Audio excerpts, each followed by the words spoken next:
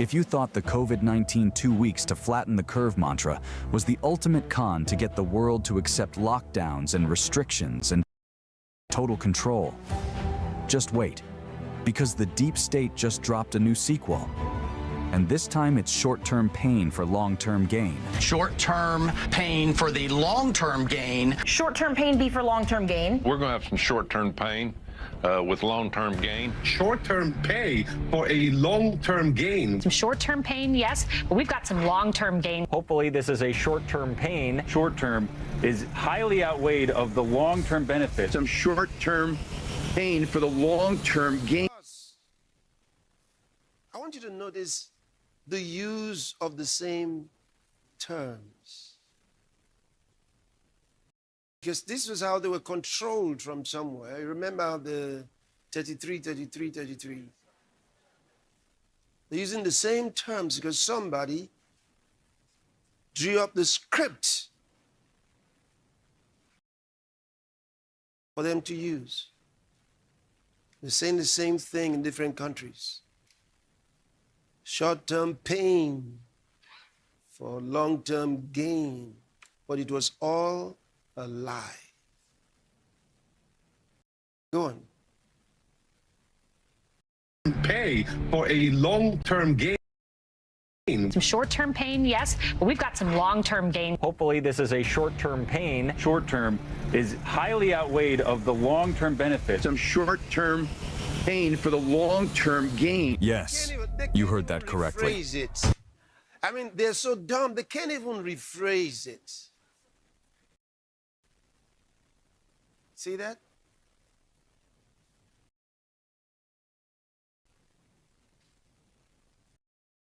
Go ahead.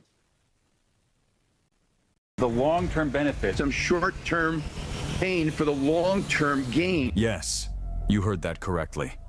The exact same script has just been rebranded and they're not even trying to hide it anymore. The problem, reaction, solution playbook is back. And they say that they want to help solve problems. Their dialectical interlocutions have nothing to do with problem solving. They don't solve problems. They create them. And this time the problem is war.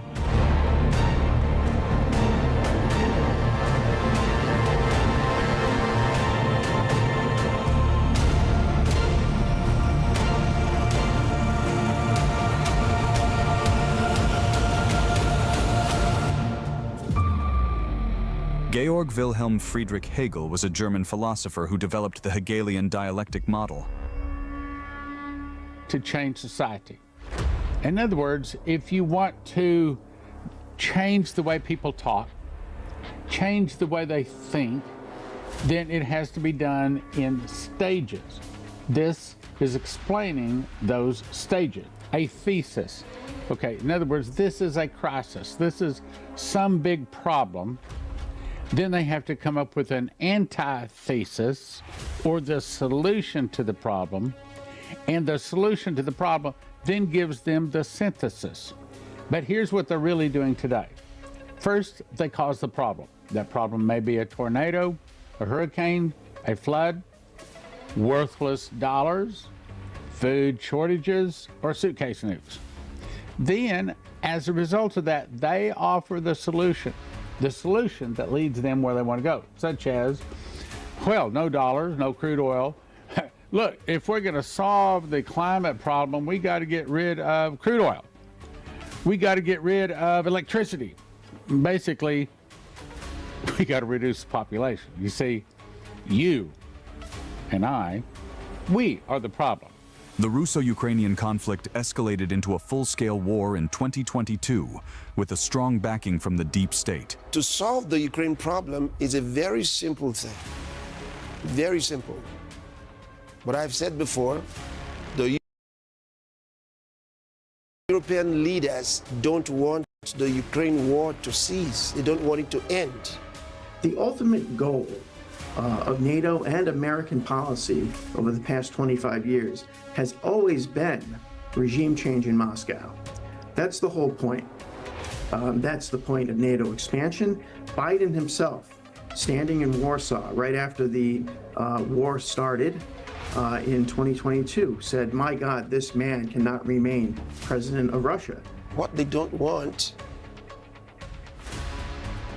is President Putin, because he has a different idea, a different mindset. He thinks differently from them. But these European leaders are from the Luciferian school of thought. They are the ones, first, they're the cause of the war. And second, they're the ones misleading the Zelensky, who's the president of Ukraine. And this is unacceptable. They don't want the war to end because of their self-interest. Fast forward to the war involving Iran, and we see a similar pattern emerging. Strategies that appear designed to prolong the conflict. Well, Iran's Revolutionary Guards are sending radio transmissions to ships, warning them that no ship is allowed to pass the Strait of Hormuz. That's according to the EU's naval mission Aspides, whose operations aim to protect international shipping from attacks. The Strait of Hormuz is a vital export route for the Gulf's biggest oil producers, including Saudi Arabia and the United Arab Emirates. Around 20% of the world's crude oil flows through it. Experts have warned that even a limited disruption could spike energy prices and fuel inflation. Well, we have heard repeated statements from Iran that in case of an escalation, of a military escalation, is what we're seeing now, there is a potential that this choke point will be closed off or mined, making it very difficult for the oil to come out, and it has already caused a shock in the oil markets. The situation with Iran, which has been in the making for years, has triggered exactly the kind of global reaction expected. Panic-driven shortages and the perfect excuse for the next phase: energy restrictions and lockdowns.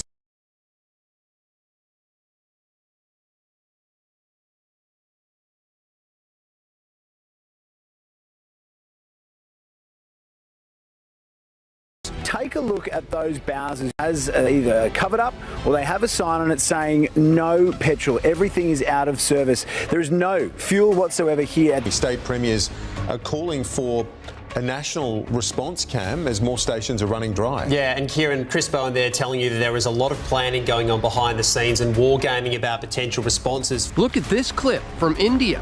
Absolute pandemonium. A massive crowd panic buying gas because of widespread rumors of an imminent fuel shortage. People are losing their minds. They're filling up every container they can find. Here in the U.S., Americans keep seeing prices rising at the pump. According to Gas Buddy, the national average price for a gallon of regular gas is now up to $3.59 a gallon. This is a 62-cent jump from February 28th, when the U.S. began its military operation in Iran. Rising crude oil prices are taking a heavy toll on Japan's economy. Gas stations and drivers in Japan are already feeling the consequences. Gas went up 28% in one day at this station. It now goes for 220 yen a liter, nearly $1.40. So you're going to have fake pump prices that are attributed to the Strait of Hormuz.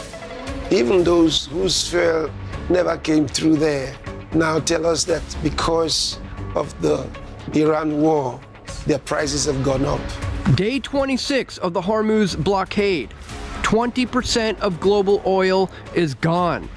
With a country-by-country breakdown, Sri Lanka is rationing. There's crisis in Pakistan. India is down to 9 days of reserves. Japan lied about their numbers.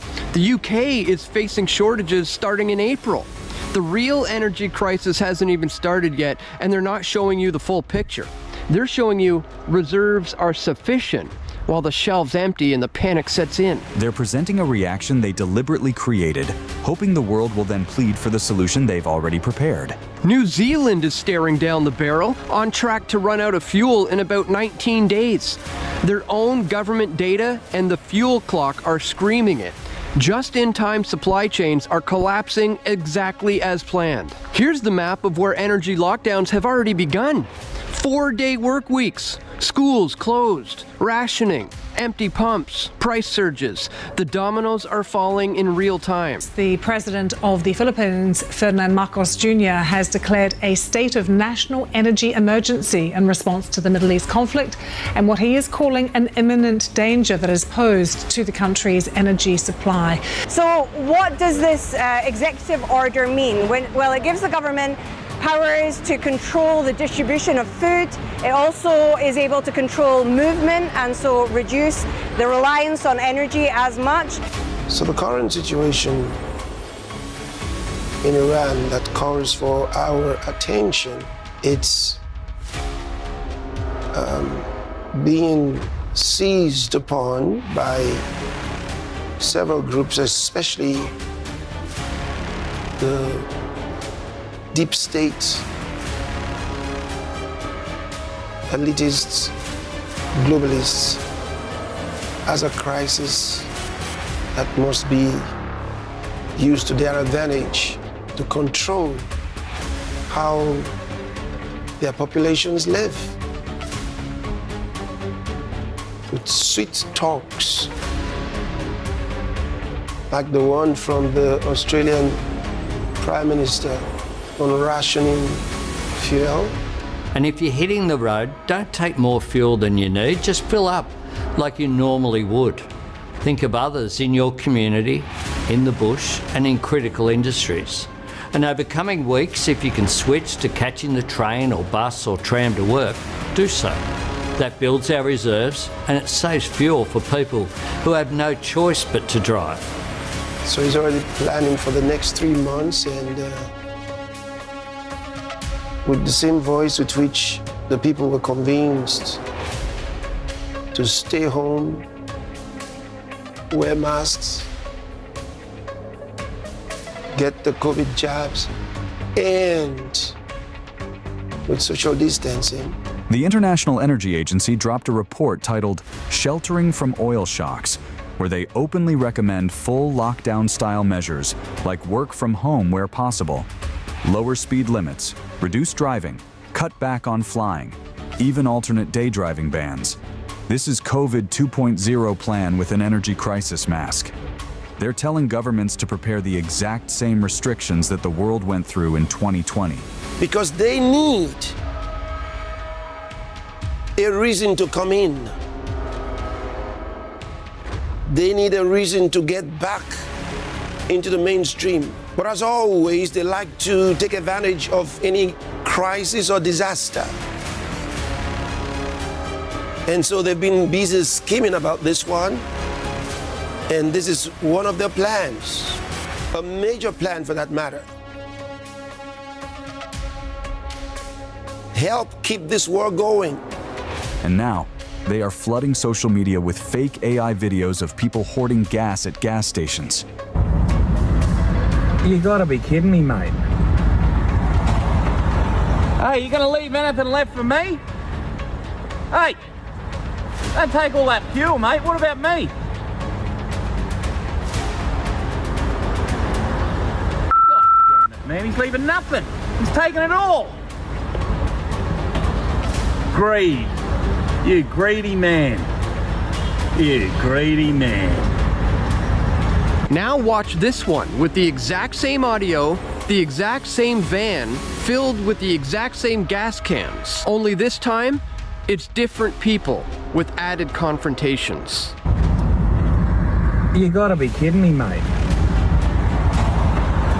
Hey, you gonna leave anything left for me? You gotta be kidding me, mate. Hey, you gonna leave anything left for me? Hey, don't take all that fuel, mate. What about me? Hey, don't take all that fuel, mate. What about me? God damn it, man. He's leaving nothing. He's taking it all. God damn it, man. He's leaving nothing. He's taking it all. What the fuck are you recording? What are you doing? Come out of the car, have a crack. What the fuck's your problem? Greed. You greedy man. You wanna be a fucking Karen and record? Get out of the car, cunt. Get out of the car, you Karen. Come here. What are you gonna do? You greedy man. Greed. You greedy man. You greedy man. This is about artificial scarcity, engineered shortages, and energy lockdowns. They create the problem, generate the reaction, and then roll out the solution. The perfect excuse to push digital IDs for fuel rationing, central bank digital currencies for fair distribution, trackable carbon allowances, and the full new world order control grid that they've been building for decades. We're asking for angels to move into Iran and cause swift changes. Swift changes to fulfill the Father's will. So we want the world to be brought to a swift conclusion. Swift conclusion. And changes in Iran, where the gospel must have free course and be glorified. The gospel must have free course in Iran. Yeah, because the time for Iran has come. Power of the Holy Ghost over Iran. The power of the Holy Ghost. The power of the Holy Ghost over Iran, Lord. All of Iran, the power of the Holy Ghost. The power of the Holy Ghost. To the ends of the earth, he makes wars cease. He breaks the bow, snaps the spear, burns the shields in the fire. Psalm 46:10. So you see, they were just waiting for the perfect opportunity for an energy crisis so they can have an energy emergency. And you know, when they declare a state of emergency, then they rule by decrees.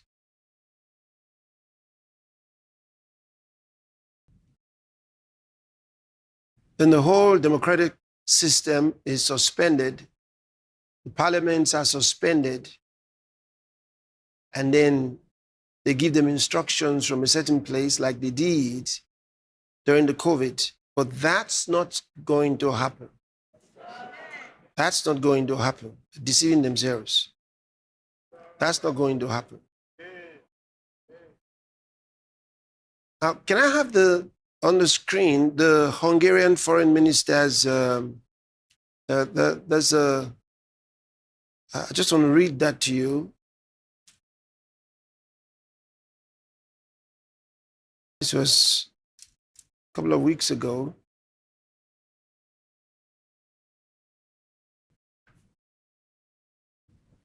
The Hungarian foreign minister, Peter Szijjártó, who accused, now what you have on the top there, accused the European Union of undermining US President Donald Trump's attempts to broker peace in Ukraine, saying the bloc has isolated itself and lost influence in global politics and the world economy. In a strongly worded statement, Szijjártó alleged that EU leaders effectively tried to block a potential peace deal by escorting, look at this, by escorting Ukrainian President Zelensky to Washington to ensure no agreement was reached.